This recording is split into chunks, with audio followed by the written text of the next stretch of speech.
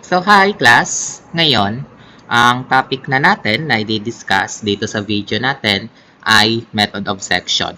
So, katulad sa method of joints na I assume na panood nyo na kasama ng playlist ng YouTube video na ito. So, meron akong ibibigay din na 3 examples para mas maintindihan nyo yung method of sections. Although, yung iba sa inyo may basic understanding na nito kasi nag-take naman na kayo ng engineering mechanics. Gayunpaman, this is part of the discussion of theory of structures. So, isasama natin to sa ating lecture. So, sige class, simulan natin yung ating presentation. Okay, so method of sections tayo. So, what is a method of section? So, according dito, if the force of few members of the truss are being asked, then the method of section is the most straightforward solution. This is generally helpful, especially if the member is at the middle of the truss. So, ang gustong sabihin nito, class, kung hindi naman tinatanong yung forces sa lahat ng members ng truss, so parang specific member lang yung gusto mong malaman, edi ang gamitin mo is method of sections. Kasi sa method of joints, masyadong mahaba yung solution niya, di ba? So, actually, nagtatagal siya ng oras. Unlike sa method of section, pwede kang mag-jump. Kung gusto mo lang mahanap yung force dito sa specific member ngayang ito, so halimbawa, yun nasa gitna ng truss, so ang effective is the method of section. Okay? So, ayun class. Ngayon, these are the suggested step-by-step procedure for the method of sections. So, as I said earlier, suggested to, hindi naman nangangahulugan na every time susundan nyo to. Pero most likely, ganito rin yung nasa libro ni Casimali, ganito din yung nasa libro ni Hibeler. So, sige, simulan na natin, class. So, assuming nga that the truss is statically determinate, kasi hindi mo naman nga masosolve ang truss kung statically indeterminate siya, diba? So, una, solve first for the support reaction using the equations of equilibrium. However, there are some cases that support reactions are not needed to solve the required problem. So, yun na nga, most likely, ang unang step talaga is isolve mo yung reaction, pero may chances kasi class, lalo na kung yung yung truss is nag-a-act like a cantilever one. So, kahit wag mo nang isolve yung reaction, kaya nyo nang mahanap yung required na force member. So, yun yung idea ng method of section. Okay? So, pangalawa, ito yung medyo importante sa kanilang tatlong rules class. Draw the section line that cuts most or all the required members. So, syempre, dapat basahin mo muna yung tanong, tapos alam mo muna kung ano yung dapat na required sa problem. Then, imarkahan mo siya. Then, idodrawing mo yung section line na mahahati kung hindi man lahat, karamihan doon sa unknowns class. So, then choose which section of the truss you are going to draw. So, mamaya explain ko siya by drawing. Take note that the method of section, a maximum of 3 unknown members must be cut. So, dapat kung pipili ka rin naman ng section line, dapat maximum of 3 unknown members. Bakit? No? Although, may nakalagay na, although there are some cases that 4 unknowns are allowed, nandito yun sa mga K-truss, no? Pero tandaan nyo, in general rule, so the general rule is maximum of 3 unknown members. Ang reason nandito, because there are only 3 available equations of equilibrium. So those are summation f of x equals 0, summation f of y equals 0, and summation moment equals 0. So parang sa method of joints class, dapat ang pipiliin mong joint is maximum of 2 unknowns dahil dalawa lang yung available na equations of equilibrium na gagamitin nyo. Sa method of section, dapat a maximum of 3 unknowns ang kailangan nyo kasi tatlong equations of equilibrium ang gagamitin nyo. Pero yung class, although there are some cases na 4, again, that is an exception to the rule. And bihira din naman yun mangyari. So we are in a general scenario. Assume that the force members are in tension, so the direction of the force is pulling away the section. So katulad kay method of joints, dapat ang assumed direction palagi class ay tension kasi kung mag-negative man siya class, at least alam mong compression siya. So hindi ka na malilito pa na, uy, ano ba to? Compression or tension? Yun kasi ang mahirap sa truss eh. Pero kung sa una pa lang na analysis nyo class, inassume mo agad na lahat ng members ay tension, automatic class, no? Kung positive siya, alam mo, tama na tension siya. Kung negative siya, alam mo na compression siya. So for example, i-drawing natin, mag-drawing lang ako class ng simpleng truss, no? For this structural analysis. Simplihan lang natin. Okay? For the purpose lang na mas magets natin siya.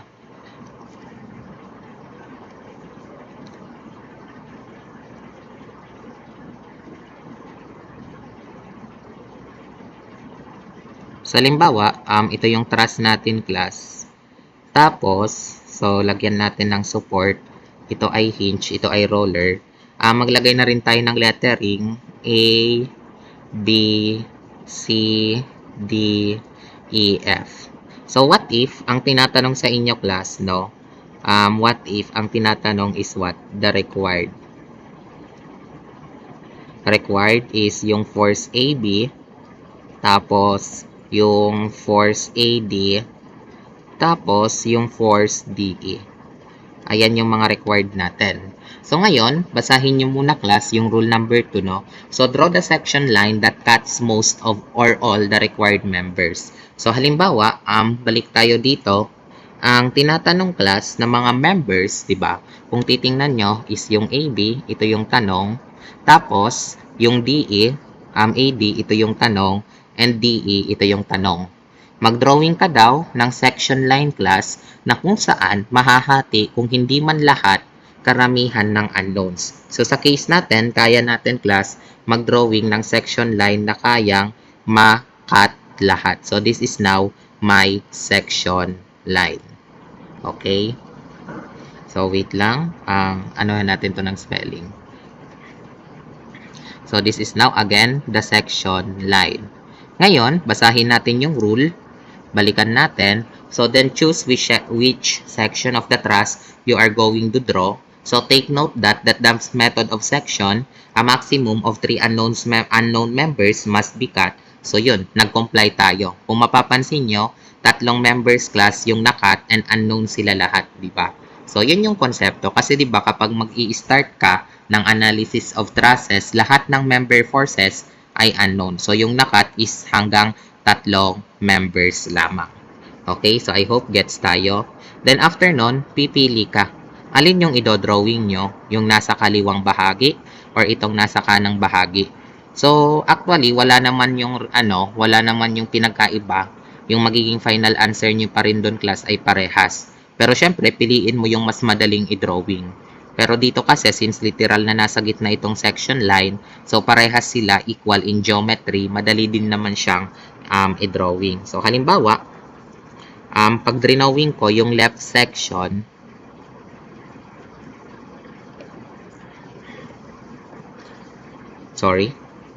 pag drawing natin yung left section, ang mangyayari, so, itong triangle sa gitna, buo pa siya, pero, itong portion na to class ay hindi na siya buo. So, therefore, ilalagay ko na lang siya as series of cut na gray line, yellow lines. So, ito yung magiging itsura niyan. Okay. Tapos, kailangan mo rin naman mag-label. So, kanya-kanyang trip tayo kung ano yung portion ng truss ang idodrawing nyo. Then, ito yung A. Mali yung pagka-label ko ng A. Pasensya na. Ito yung A. Ito yung B. Ito yung D. Ito yung E. And ito yung F. So, lastly, ilagay natin. Ang assumption class na tension, dapat papalayo. So, ito yung direction ng tension. Ulitin ko, dapat lahat ng forces papalayo. So, kung mapapansin nyo, ito, pulling away, so pulling away. So, this is the assumed tension. So, this is FAB dahil na-cut, FAD dahil na-cut, and FDE dahil na-cut. And therefore, bahala ka na ditong mag-summation forces and summation moment, mahahanap mo na itong tatlong unknown. So, kung ang pipiliin mo is the left section. Pero, wala naman sa inyong pipigil kung ang pipiliin nyo rin naman is the right section instead. Diba? So, kanya-kanya naman tayo dito ng trip. Pwede rin na right section. So, kung yung nasa kanan ang pipiliin nyo, malamang yun din ang idodrawing nyo. So, halimbawa, nandito siya. Ayan. So, gayahin ko lang yung kanina. So, yung mga nakat na section class, ginagawa ko na lang siyang dash. Pero yun na nga, may kanya-kanya naman tayo dito ng trip. Okay? So, sige. Drawing natin. Labelan ko muna class. So, based dito sa original na truss natin, ito yung B, ito yung C, ito yung D. Tama ba? Ups, baliktad class. A pala yun, no? Pasensya na. Sige. Ito yung A, ito yung B, ito yung C, ito yung D, ito yung E. Tapos, i-drawing natin class yung forces. Dapat nandito siya. Okay, papalayo din dapat siya. So, dapat directly away. Okay, lahat ng tails ng forces natin nandoon sa naka-attach. And of course, ito na yung ating FAB, ito na yung ating FAD, and ito na yung ating FDE. So, notice, no, sa left section and the right section, nag-direct opposite in direction sila class. Well, of course, because of the Newton's third law of motion. Pero ulitin ko, this must be the assumed tension. And kahit alin naman dito sa dalawa class ang piliin nyo, makukuha nyo pa rin yung same na correct answer. Syempre, provided that tama talaga yung computation natin. No? So, yun ang principle nitong trusses natin. So, sige. For the step 3, as I said earlier, solve for the required forces using the equations of equilibrium. So, yun lang naman yon. And notes lang that if the force member is positive, then the member is in tension. So, katulad ito class kanina. And if the force member is negative, then the member is in compression. So, I hope clear na tayo dito sa introduction ng method of sections. So, i-assume ko na ready na tayong lahat para sa computation na or example. So, ready na? Oo, no? Para akong tanga dito, nakikiusap sa sarili ko. Oo, sa imagine ko na lang, yes, ready na. O, ganun ba? O, sige na nga, ang dami ko nang sinasabi. Start na tayo. So, for example, class, no? Basahin ko lang muna yung problem. Ay, nakakamiss, no? Yung face-to-face. No? So, consider the truss shown below. So, ang number 1 dito, determine the force on acting on member GH. Yung number 2, determine the force acting on member BG. And yung number 3, determine the force acting on member BC. Uulitin ko, for number 1, determine the force acting on member GH. Yung number 2, determine the force on acting BG. And number 3, determine the force on acting on member BC. So, yung truss, nandito siya. So, naka-English system tayo. Pero okay din lang naman yan. Parehas din naman siya sa metric system. So, therefore, exit muna ako.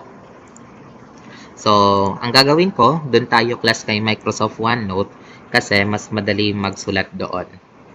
Sige. Control C.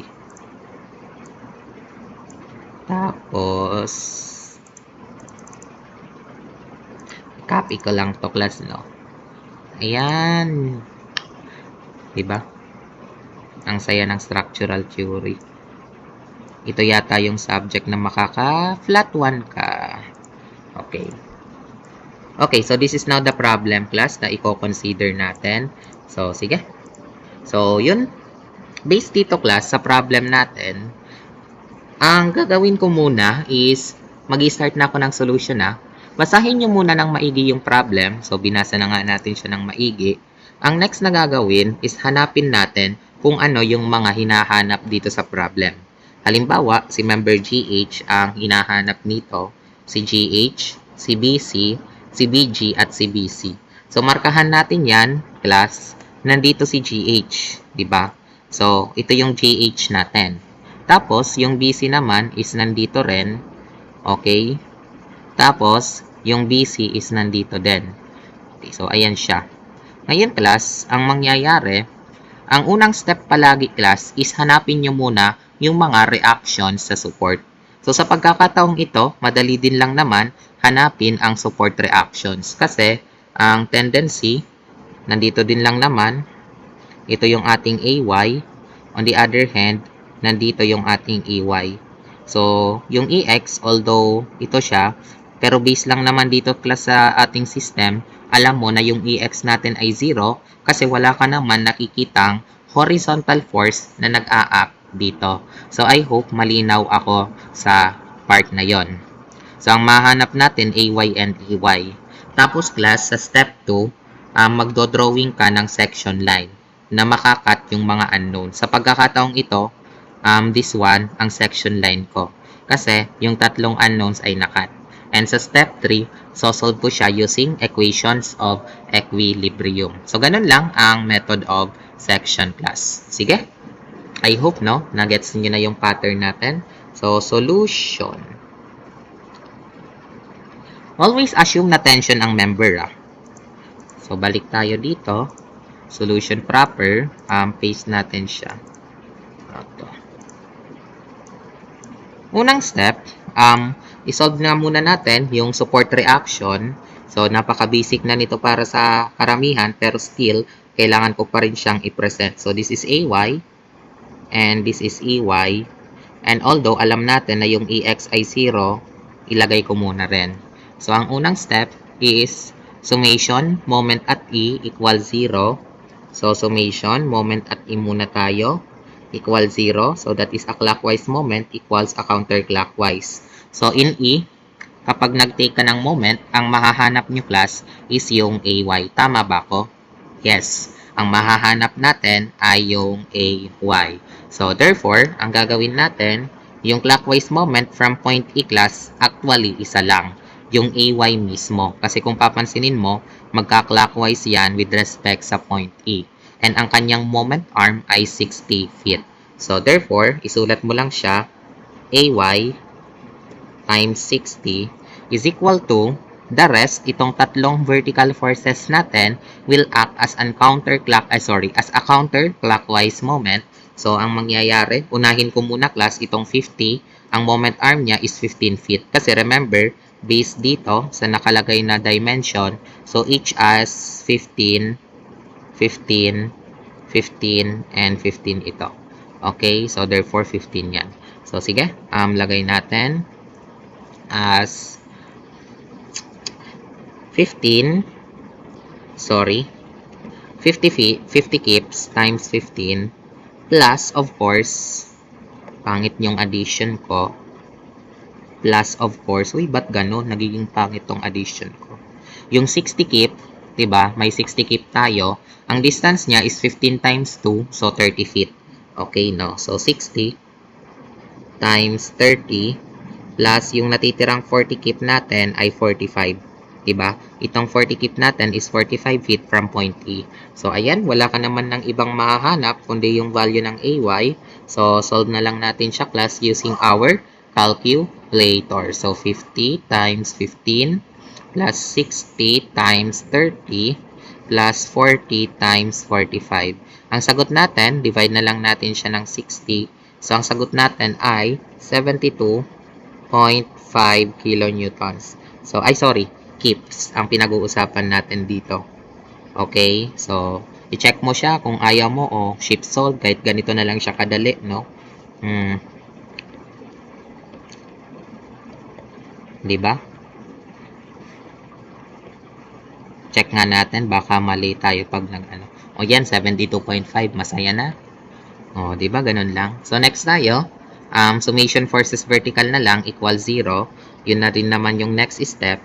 So, summation forces vertical equals 0. In that case, up equals down. So, up equals down tayo. Ang gagawin natin, after ng up equals down natin, edi syempre, isulat muna siya, no? Ang up natin is AY plus EY. Yung mga down natin, yung tatlong forces, 40 plus 60 plus 50. So, 72.5. Ayusin ko lang yung pagkasulat. So, 72.5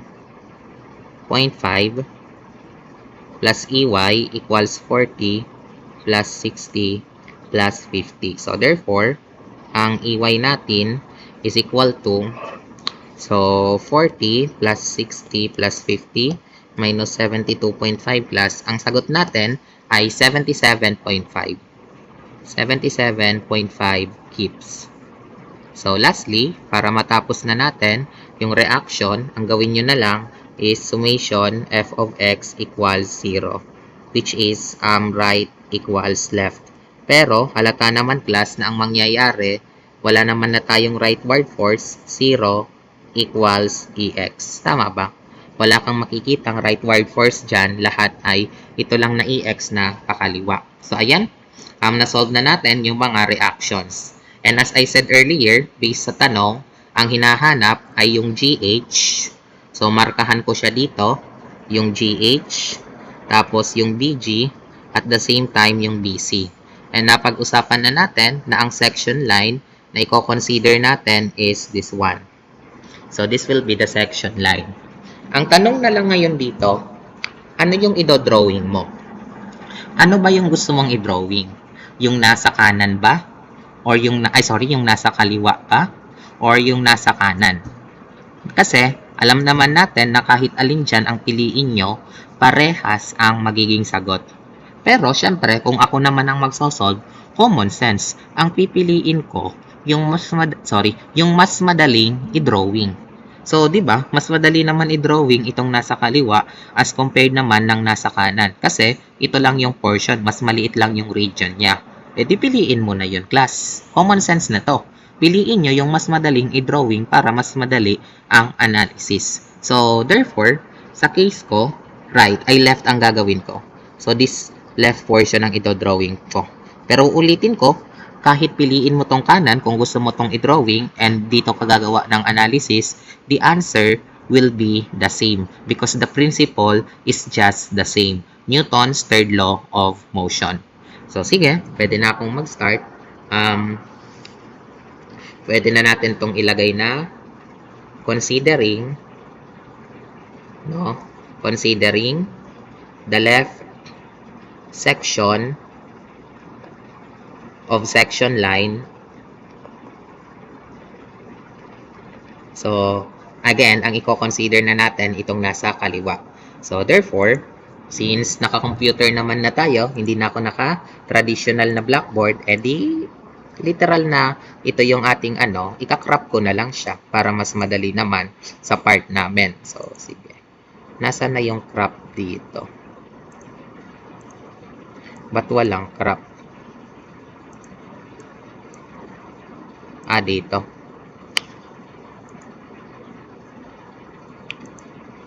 Wala siyang crop, no? Wait lang. Ayan, nakita ko na. Oops, wala. Control V. Nasaan yung crop nga dito? Alam ko may crop dito eh.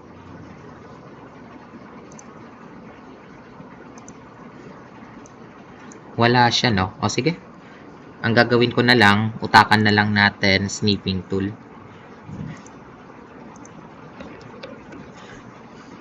Pasensya na, no? So, di ba yung nasa kaliwa ang concern natin? Eh, di itong kaliwa lang ang ikakat ko. Ayan. Di ba? Ang importante, alam niyo yung drawing natin. Tadan! Oh, di ba? Pautakan lang.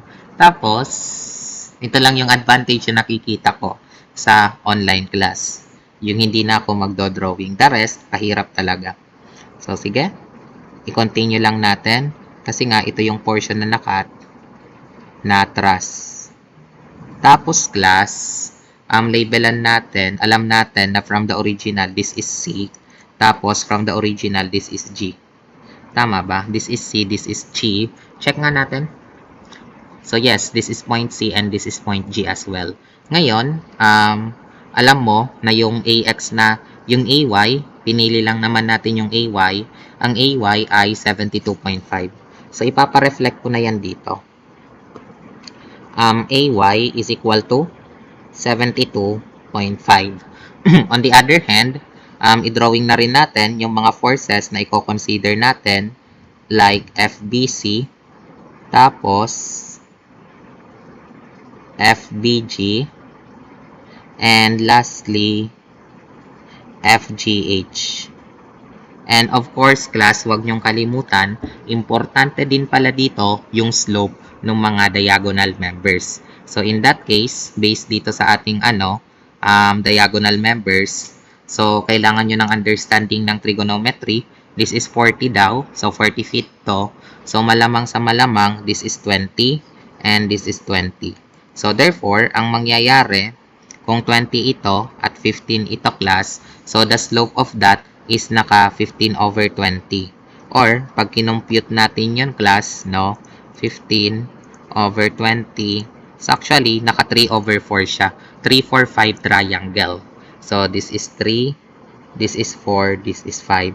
So, ang nilalagay ko sa mga slope, 3, 4, 5. Ganon din dito, this is 3, 4, 5. Then, ito rin, 3, 4, 5. Lahat ng diagonals natin sa pagkakataong ito, naka 3, 4, 5 siya. So, alam niyo naman na siguro yung importance nun, 3, 4, 5, para mamaya, 3, 4, 5. And likewise, lagyan na rin natin ng dimension. Alam na rin natin, class, na from C to G, ang distance niya ay 40 feet, di ba?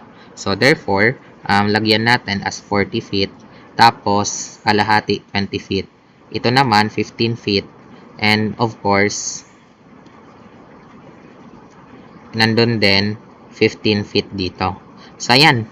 Actually, ready na tayo mag-take class ng ating equation or mag-summation na.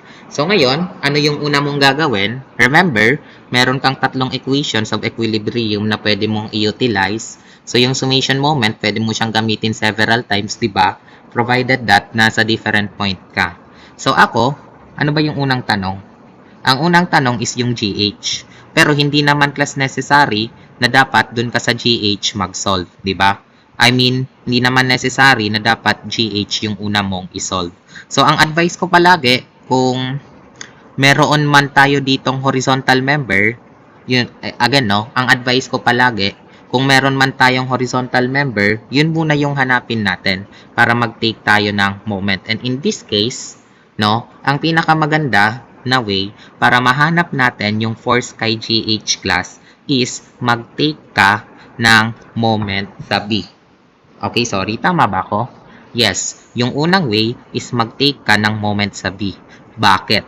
Kasi yung FBC saka yung FBG, yung dalawang unknown forces ay directly nagpapas kay point B. And of course, by principle nga natin, if that force, no, kung halimbawa ito yung force, acts on its point, so wala siyang moment. Kasi wala nga siyang magiging moment arm. So, di ba yun naman ang technique natin kapag nagte-take tayo ng moment sa mga point? As much as possible, pipili ka ng point na maraming forces ang makakancel para hindi maging complicated ang equations mo. So, as I said, pwedeng dito muna ako sa point B mag-moment para ang mahanap ko is yung FGH. Kasi automatic, si FBC, si FBG, and even this 40 kips will have zero moment dahil lahat sila nagpapass through point B. So I hope no, my statement here is loud and clear. So therefore, diba no, ang exciting. So therefore, summation, moment at B equals 0 muna tayo. So clockwise moment equals counterclockwise moment. So in that case, magiging observant ka lang alin ba yung mga clockwise moment natin from point B. So, actually class, isa lang yung ang clockwise moment natin, itong 72.5 kips. And yung distance niya from point B, so yung moment arm niya is 15.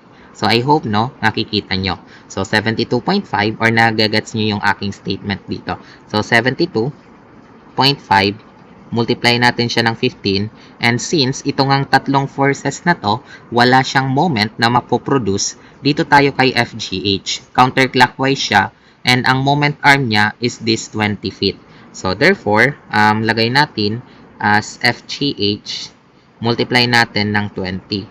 So ayan, nahanap agad natin yung FGH class. So therefore, 72.5 times 15 equals FGH times 20. Oh, tinamad na rin akong mano-mano. So, positive siya. So, therefore, 54.375 kips, no? Saka na natin lagyan ng sign, no? Then, after mong mag-take ng moment class, actually, ang next na step na lang dito is gamitin mo na lang yung summation forces horizontal and summation forces vertical to find for the remaining two forces. Okay? So, pwedeng ganun din naman. So, halimbawa, ako ang gawin ko, pero kanya-kanya tayo ditong diskarte Summation forces horizontal equals 0, right equals left. Okay? So, sa pagkakataong ito, class, ang gagawin natin, kung mapapansin nyo, wala tayong forces ang directly na naka-left. Lahat ng forces natin ay pakanan. So, therefore, ang gagawin natin, based doon, ilagay natin as FGH, pakanan siya plus yung horizontal component ni BC, which is, lagay natin as FBC, tapos 3:5, plus yung FBG, ganun din, 3:5 yung horizontal component niya, equals 0. But, yung FGH natin is 54.375 class. So, 54.375 plus 3/5 ng FBC plus 3/5 ng FBG is equal to 0. Pag nilipat mo, itong 54.375, ang mangyayari, so 3/5 FBC plus 3/5 FBG equals negative 54.375. Ayusin ko nga yung aking penmanship, no? Negative 54.375. And ilalabas ko to as equation 1. Yung equation 2, mahahanap natin kapag nag-summation forces, vertical ka na, equals 0. So, di ba? Madali din lang naman yung process. Summation forces, vertical equals 0. So, in that case, up equals down tayo. Ang may upward component class, yung BC, saka yung AY natin. On the other hand, ang downward component natin ay yung vertical component ni BG. So, therefore, ilagay muna natin as AY plus, downward component din pala yung 40 kips. I-consider natin tong 40 kips, no? Pero, downward naman siya. AY plus, ayusin ko lang yung plus sign ko, no? AY plus, ba't ang pangit ng plus sign? Okay, ayan na. 4/5 ng FBC, kasi nga, yun yung vertical component niya. Remember, this is slope 3, 4, 5, no? So, napaka-importante ng slope natin, no? Equals ang downward, yung 40 kips, malamang, the 40 kips is considered here na nakababa siya, plus yung 4/5 ng FBG. And pag inayos mo to class, ang AY natin, 72.5 plus 4/5 ng FBC equals 40 plus 4/5 ng FBG. And pag inire-arrange nyo to, ang mangyayari, so 4/5 ng FBC minus 4/5 ng FBG. So, di ba, itong FBG natin, nilipat ko lang sa kanan. So, dito, magiging 40 minus 72.5. Or actually, idiretso na lang natin yon 40 minus 72.5. So, negative 32.5. And this will be our equation 2. So, we now have two equations, class. Kayang-kaya na natin ma-solve yung dalawang unknowns. So, this is the equation 1. And likewise, this is equation 2. So, solve for two equations.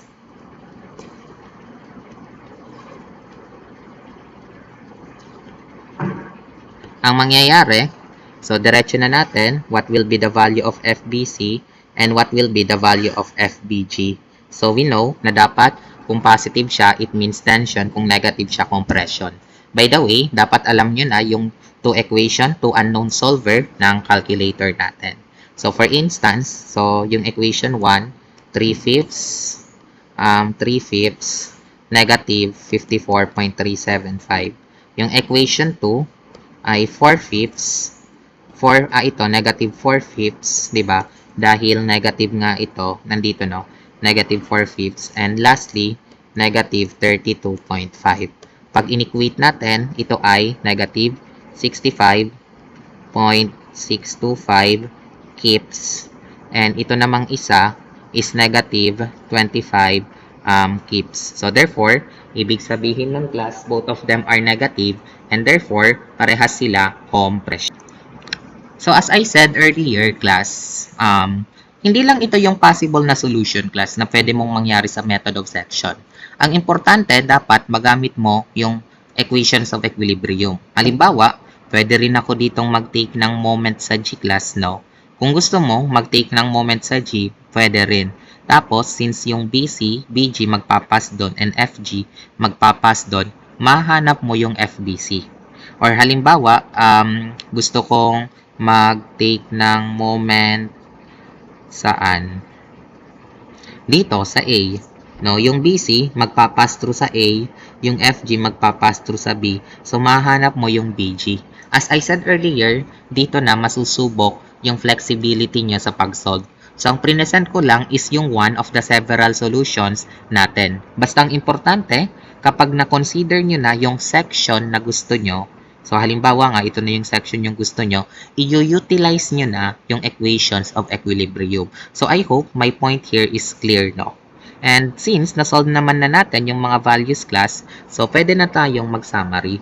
So, sa method of section, hindi nga lahat yung sinolve natin.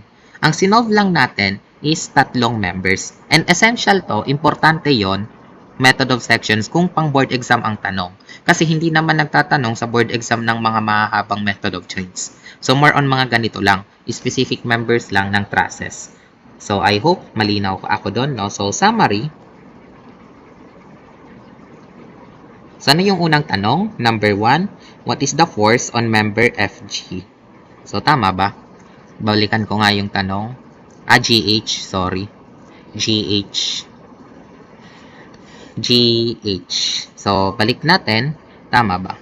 Force on member GH. And yung na-compute natin, based sa OneNote, class, ay ito. Positive 54.375 kips. And ang ibig sabihin ng class, tension siya. Diba? 54.375 kips. Dito mo na ile-label na tension siya. Yung number 2 class, ang tinatanong naman is yung member of force in member BG. So, FBG tayo. And in that case, that is negative. Nandito siya. Wag mo palang isasama yung negative. Ang tanong is 25 kips. So, therefore, ang sagot is 25 kips pala. And since negative siya, alam natin na compression siya. And pangatlo, FBC tayo. Wala naman na yatang iba, FBC. So, therefore, ilagay natin as FBC. So, therefore, 65.625 kips tayo. And since negative siya, ang mangyayari, class, magiging compression siya. So, ayan. Meron na tayong summary of structural analysis. So, dito na natatapos, class, ang lecture ko regarding sa first example pa lang to, first example ng method of sections. Para mas maintindihan nyo yung remaining na, para mas maintindihan nyo ng maigi itong method of section, so I am giving you the next two examples sa mga next videos. Actually, nakalagay din pala sa description yung course guide for the analysis of statically determinate process. So, yun lang. I-end ko na to. So, bye. I hope, may natutunan kayo dito sa lecture natin. So, thank you.